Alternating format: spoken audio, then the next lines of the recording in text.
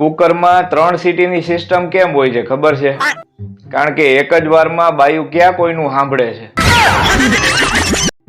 ઘરે કામ કરવા માટે કામવાળી રાખે અને બહાર પૈસા ભરી અને કસરત કરવા જાય. ઈ અત્યારની બાયું હો. આમ જોવો તમે, આ છોકરીઓ રૂમ શેરિંગમાં ફ્લેટમાં રહેતી હોય ને ત્યારે બધાના ગેસના બાટલા અલગ, બધાના વાસણય અલગ. આની જગ્યાએ છોકરા હોય ને તો એક જ બેડ ઉપર 4 છોકરા હોઈ ગયા હોય. અમુક મચ્છરો જીવના જોખમે કામ કરતા હોય છે સાહેબ.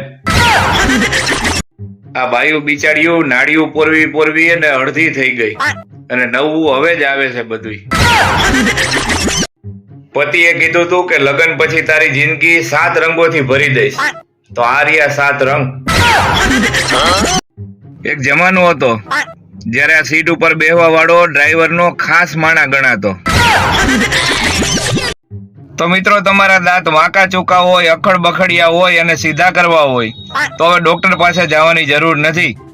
તમારી આસપાસ કામ કરતા કડિયા કે મિસ્ત્રી પણ તમારા દાંત રિપેર કરી શકે છે. અણવર માટે એક ચેતવણી રૂપ કિસ્સો સામે આવ્યો છે કે જો અણવર બહુ દોઢા થશે તો એની સાથે આવું થશે. બાઈ રિહાણી હોય ને ત્યારે જણ સારી રીતે મનાવે, પણ જે જણ રિહાણું હોય ને તે બાઈ એની દુખતી રગત પકડી લે. પરસ્ત્રી બહુ ખરાબ છે, પરસ્ત્રી કાબુબાર છે, પરસ્ત્રી અઘરી છે, પરસ્ત્રી હાથમાંથી નીકળી ગઈ છે. પણ આ બધા વાક્યો સમજમાં નહોતા આવતા. પછી રાજકોટ વાળા ભાઈએ જે માવો થૂઈકો તો એ ખબર પડી કે એ તો પરિસ્થિતિ વિશે કહેતા હતા. ભાઈબંધ મિત્રોનું ગ્રુપ હોય ને એમાં એકાદો તો એવો લખણ ખોટો હોય જ જેને લીધે આખા ગ્રુપને હેરાન થવું પડે. દુકાન વાળાએ બોર્ડ માર્યું હતું કે અહીંયા ઓટલા ઉપર કોઈ બેસવું નહીં, તોય બધાય બેસતા. પછી એના જુગાડ કર્યો. તમારા સસરા તમને ખુશીથી એક મોટરસાયકલ લઈ દે, પણ તોય તમારા નસીબ હોય તો તમે બેહી શકો ભાઈ. કહેવાય છે કે મન હોય તો માંડવે જવાય, એમ મન હોય ને તો ઘરના બાથરૂમ માંથી ગોવાઈ જવાય. બગલાવને ખબર પડે છે કે મફતનું ન લેવાય, મહેનતનું લેવાય. પશુ હોય, પક્ષી હોય કે માણસ હોય, પુરુષે તો આમ જ સાંભળવાનું છે. ઘરવાળીની મોટી બેન પાટલા વગર ક્યાંય બેસતી નથી, એટલે એને પાટલા સાસુ કહેવાય. આને સફરજન બનવું હતું, પણ ઘરવાળાના દબાણમાં આવી અને ફરજિયાત ટમેટા બનવું પડ્યું. આને કહેવાય single room with attach bathroom.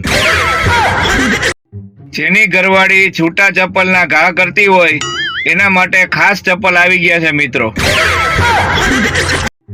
આજે તમારા હાથની ચા પીવાનું મન થયું છે, કઈ કામ કરીને જ પતિને ઘરના કામ કરતો કરી દેવાય. એક બેનને પૂછ્યું કે તમારા સાસરિયામાં તમને તકલીફ છે તો તમારા પતિને કેમ નથી વાત કરતા? ઓલા બેન કે મેલેરિયા વિશે મચ્છરને શું વાત કરવી. આપણે ત્યાં અમુક લોકો જેસીબી થી કમ નથી, પેલા આપણી વાતો જાણશે અને પછી ઈના ઈ ખોદવાનું ચાલુ કરશે.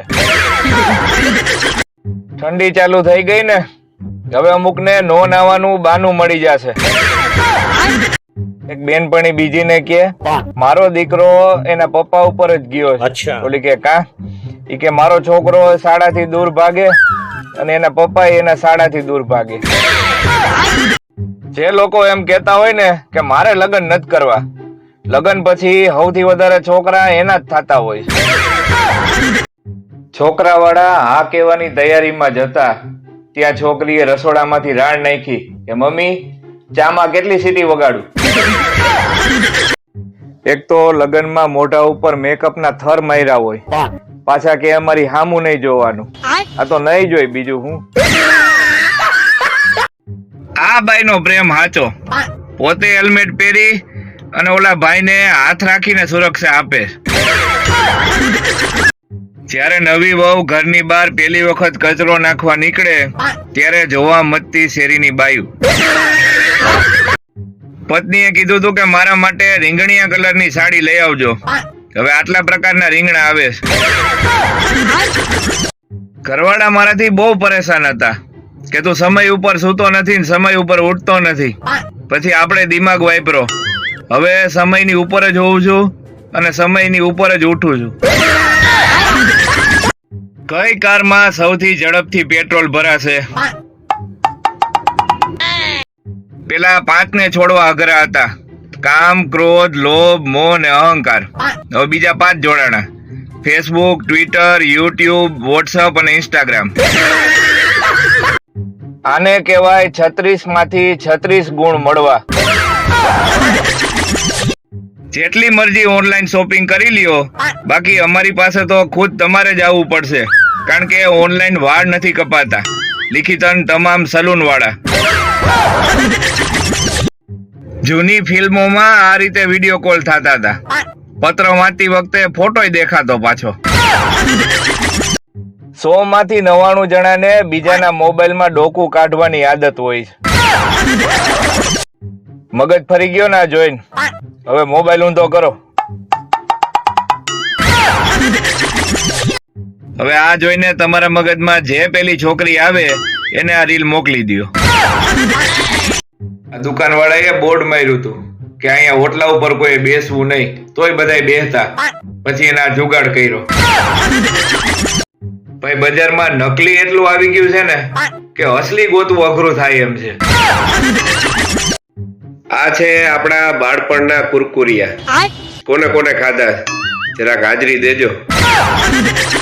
આપણે તો એકમાં જ અઘરું થઈ જાય છે અને આ ભાઈએ તો બહુ કરી. ડીજે ના અવાજથી ઘોડી ભડકીને કૂવામાં પડી. હારુથી વરરાજાએ વેલો ઠેકડો માર લીધો.